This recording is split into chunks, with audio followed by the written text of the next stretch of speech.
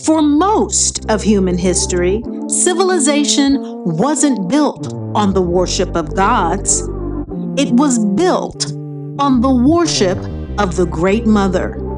The womb was the throne, the priestess was the oracle, and the serpent was the symbol of feminine wisdom. But somewhere along the way, that story was erased. The goddess became a footnote, the priestess became a prostitute, and the serpent became the villain. This wasn't an accident. This was architecture.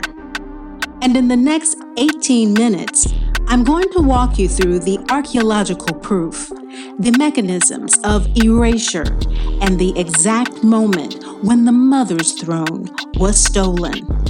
This isn't theory. This is evidence. And by the end, you'll never see history the same way again. My name is Tammy Taylor, and I study the suppressed archaeology of matriarchal civilizations.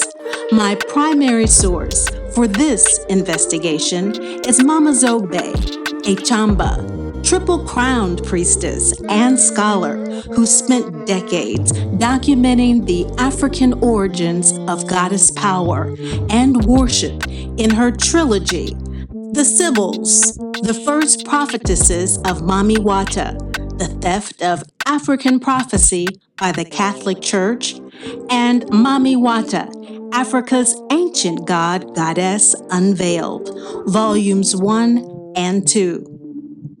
Her work is the Rosetta Stone for decoding and understanding how patriarchy systematically erased the Black African mother from his story.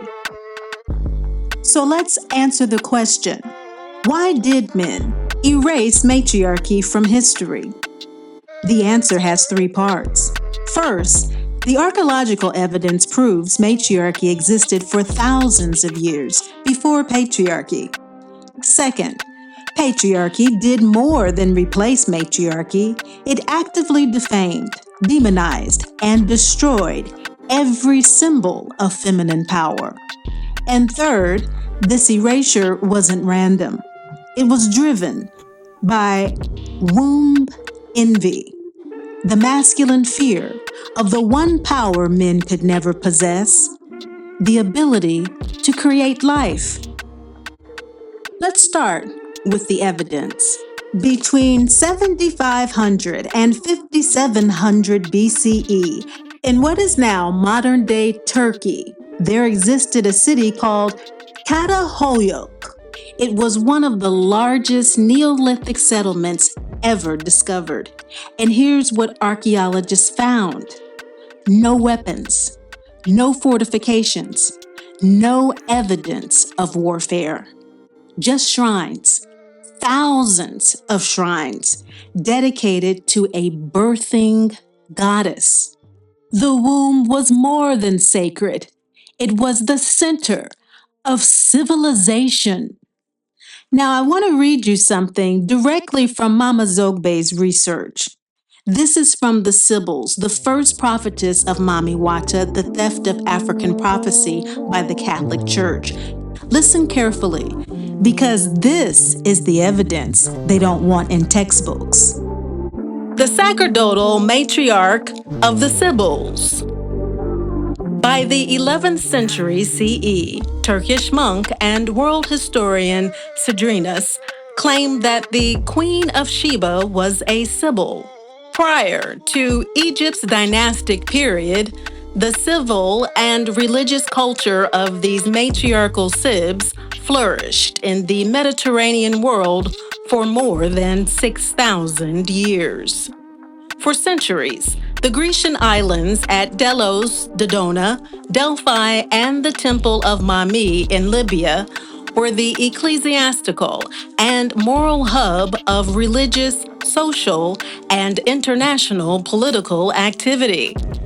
As the first established sacerdotal African matriarchs, the Sibyls' cultural and religious impact was arguably the most profound on ancient civilization than history has ever revealed or cares to admit.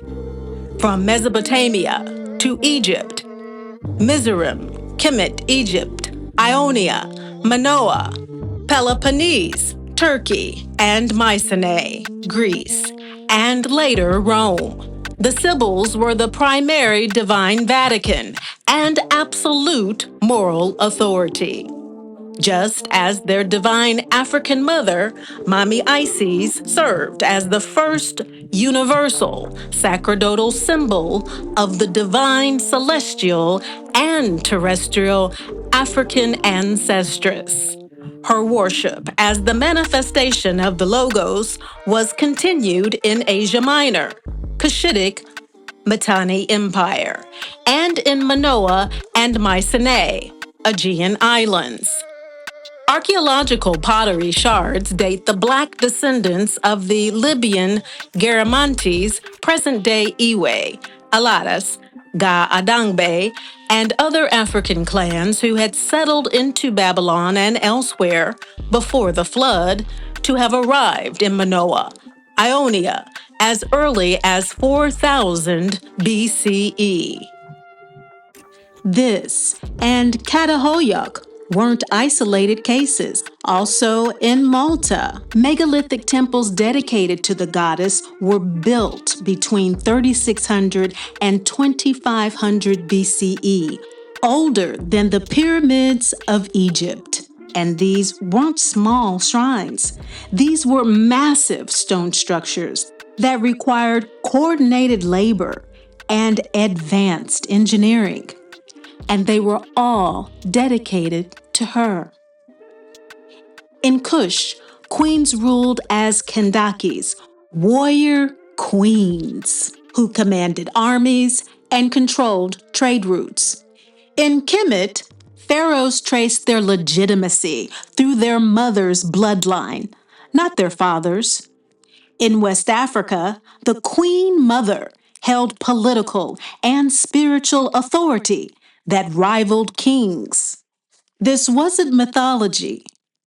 This was governance. Pause. Let that sink in. No weapons, no warfare, just goddess worship for thousands of years.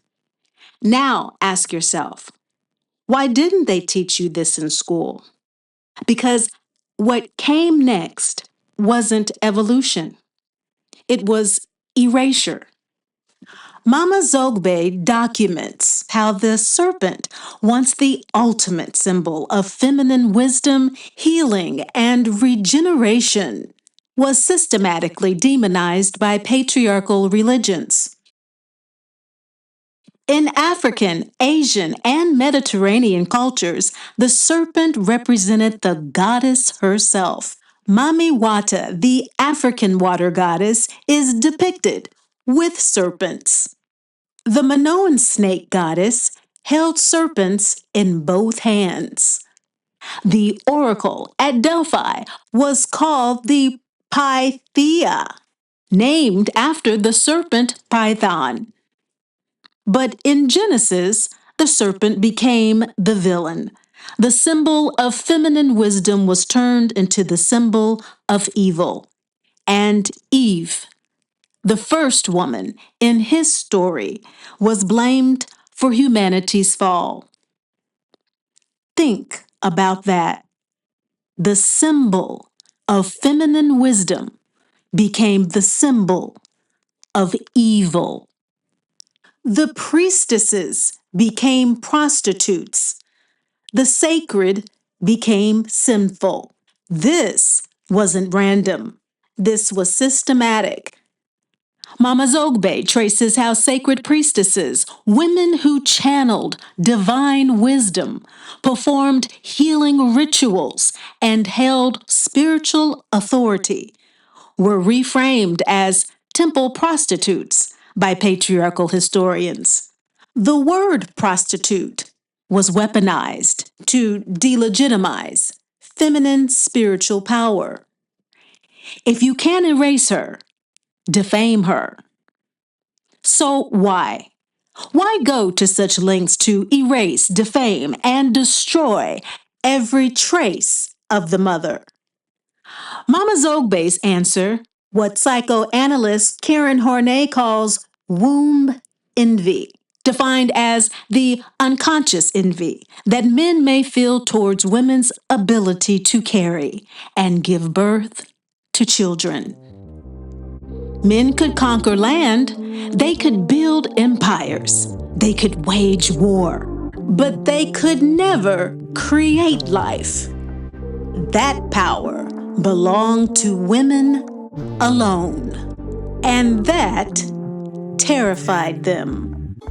If you're still with me, you're in the top 1% of people willing to face this truth. Most people click away when they hear womb envy, but you're still here. That tells me something about you. You're ready for the deeper layer. Let me show you exactly how this played out. Patriarchy was about more than political control. It was about psychological control. If men couldn't create life, they would control the women who could. They would regulate reproduction. They would claim ownership of children. They would rewrite creation myths to center male gods who created the world through speech, not birth. This wasn't accidental. It was architectural. Let me show you exactly how Mama Zogbe describes this in her own words. This passage changed how I understood the entire erasure. The first, apostasy, fall against the divine African mother, appears to have taken place in ancient Egypt. Historians of ancient Egypt, when describing Egypt's rise as a global military power, often assume an amicable joining of Upper and Lower Egypt under King Menes, hailing this event as the greatest political achievement in Egyptian history. This monumental event, the claim, began the golden age of military conquest and global expansion, and the unchallenged rule of Egypt's patriarchal pharaohs. And according to most, it established Egypt's enviable position as a legitimate world power. However, that is the view from history provided by the patriarchs. Upon closer examination, in considering the historical evidence from the view of the matriarchs, indicates that this amicable joining might not have been such a crowning achievement in Egypt's history at all, but rather the opposite. In spite of Egypt's patriarchal military might, the kings and pharaohs of Egypt still had to capitulate to the conquered and declining matriarchs for whom they still must claim their divine blood and spiritual inheritance. This inescapable fact, as well as her exclusive sacerdotal authority and political influence in the world, generated much jealousy, envy, and resentment towards them. So much so, it is alleged that 1,000 years later, as matriarchal rule gave way to the new waves of patriarchal revolts, the powerful priesthoods of Oman, Aman, and Kum, and the clans of Horus boldly dared something never before imagined. They began invading and usurping the holy temples of these divine African mothers, starting in Thebes. They then invaded and usurped the major Sibyl temples in Libya and Ethiopia. As a consequence, many of these matriarchal clans fled north and East Africa, taking refuge on remote, now Grecian island countries such as Ionia. Many in Thebes fled to now Grecian Argos, or settled into the ancient African Mitanni Kingdom territories in Asia Minor, Turkey. Many also fled to now Grecian Mycenae and rebuilt their temples, all continuing their service to Mummy Isis, known to them as Demeter, and established sacred African societies, such as the Thesmophorians and the Skyrophorians.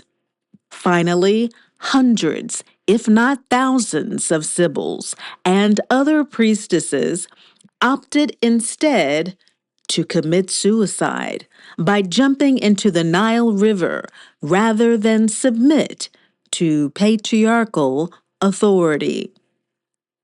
Those temple priests of Oman who revolted against them slaughtered the ancestral python of the Sibyls. In the beginning, the mother gave birth to the world. That was the original creation story. The womb was the source.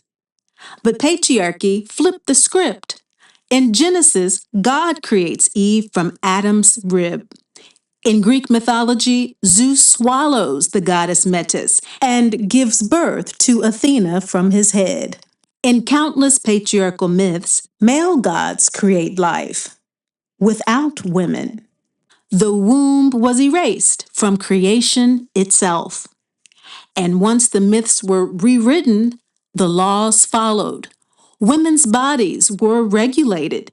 Inheritance passed through fathers, not mothers. Priestesses were replaced by priests.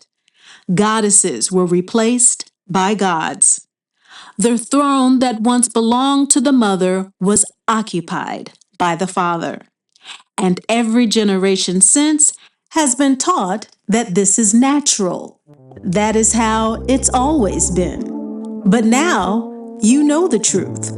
This wasn't accidental. It was architectural, and the architecture is still standing. You're living in it right now.